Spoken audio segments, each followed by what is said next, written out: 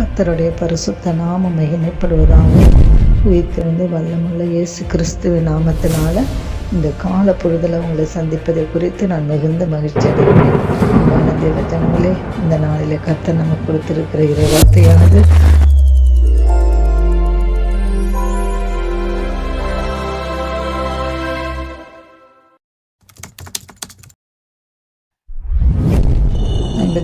சங்கீதம் 17வது வசனத்தை தியானித்து நாம் தியானத்துக்குள்ளே கடந்து செல்லலாம். தேவனுக்கு இருக்கும் பலிகள் நொறுங்குண்ட ஆவிதான். தேவனே, நொறுங்குண்டதும் நறுங்குண்டதுமான இருதயத்தை நீர் புறக்கணியும்.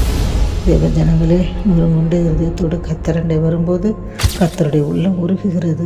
அவர் அன்போடு நம்ம அரவணைக்க தம்முடைய கருத்தை நீட்டுகிற தேவனாய் இருக்கிறார். ஒருவன் எவ்வளோ பெரிய பாவியாக இருந்தாலும், கொடிய பல குற்றங்கள் அவன் செய்திருந்தாலும், நொறுங்குண்ட நறுங்குண்ட இருதயத்தோடு கூட தேவ சமூகத்தில் தன் பாவங்களுக்காக அவன் கதறி அழும்போது கர்த்தருடைய பாவ மன்னிப்பின் காரம் அவனை தொட்டு கழுவி சுத்திகரிக்கிறது. தேவ ஜனங்களே, கர்த்தர் சொல்லுகிறார், நான் பணிந்தவர்களின் ஆவி உயிர்ப்பிக்கிறதற்கும் நொறுங்குறவர்களின் இருதயத்தை உயிர்ப்பிக்கிறதற்கும் நொறுங்குண்டு பணிந்த ஆவி உள்ளவர்களிடத்தில் வாசம் பண்ணுகிறேன் என்று ஏசாயா தீர்க்கதரிசன புஸ்தகத்தில் நம்ம வாசிக்கிறோம்.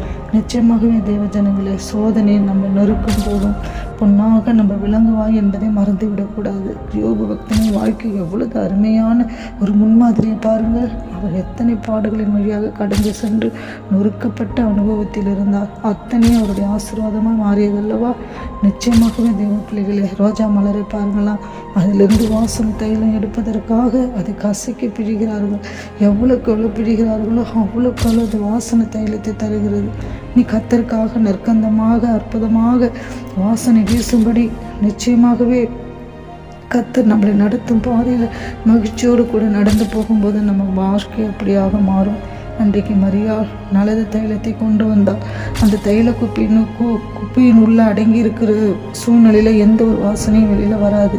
ஆனால் அது உடைக்கப்பட்டு கிறிஸ்துவின் பாதத்தில் ஊற்றப்பட்ட போதும் அந்த வீடு முழுவதும் தைலத்தின் வாசனையினால் பரிமளித்தது என்று பார்க்குறோம் நம்ம தேவ ஜனங்களே.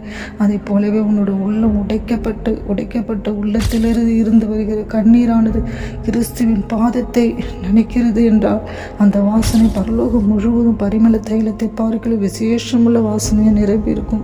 தேவ ஜனங்களே, உங்கள் ஜெபம் எப்படி இருக்கிறது? நறுங்குண்ட உள்ளத்தில் இருந்து ஊக்கமான ஜெபம் பரலோகத்தை நோக்கி ஏறெடுக்கிறீர்களா?